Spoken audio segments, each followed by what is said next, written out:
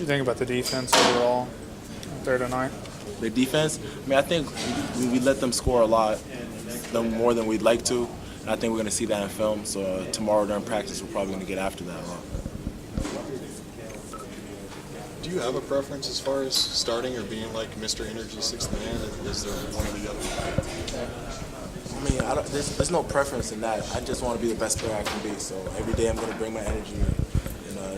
Whether I end up starting or not, that doesn't have anything to do with how I'm going to come out onto the floor.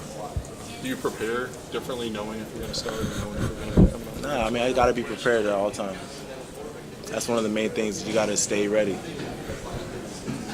Wendy, you may have been asked this already. The coach said he didn't have anybody who could go more than 2 or 3 minutes at a stretch, and you guys could play without an 18-minute Say again? game.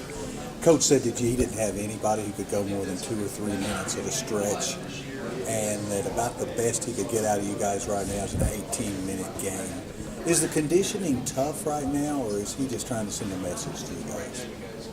I mean, personally, I feel like I can play longer than that. I think I'm in pretty good shape right now. But I think as a team overall, I agree with that. You know, it's just different. We're in a different type of shape. We got to get ready in a game level type of shape. So during practice, obviously, he has to do a lot of teaching. You know, you make a mistake, he has to stop you and say, hey, that's not what we're doing. Then when you do what he wants you to do, he has to stop you there and tell you that's what we want right there. So I mean, it's hard with all that stopping during practice, but we need that since we're a young team right now. So it's just only a matter of time before we get there. Is conditioning a progression? Does it take time? Yeah, it's a progression, definitely. You just get used to it. It's just an everyday process. Every day your body's going to get used to it.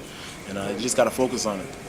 What's the difference in conditioning, like in practice versus game shape? Is there no substitute for just playing in games? What's the difference between the two? It's hard because in a game you don't get to just stop. You know, it doesn't just stop. You know, in the game you're going up and down a few possessions.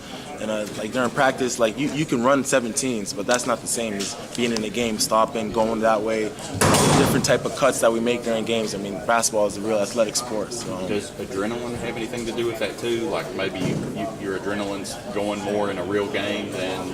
Yeah, I mean that's why a lot of times practice you gotta get yourself going so you can keep up with that level. So adrenaline, yeah, definitely plays a role in that.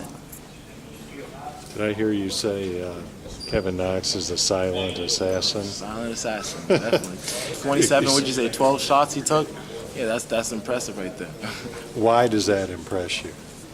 Because he didn't need the ball in his hands the whole time for him to go get those 27 points. You know, he ran the floor. He did all the little things that you need it was all within our offense. So we didn't have to run plays towards him all the time for him to get those points. So I think that's a real big asset we need on this team.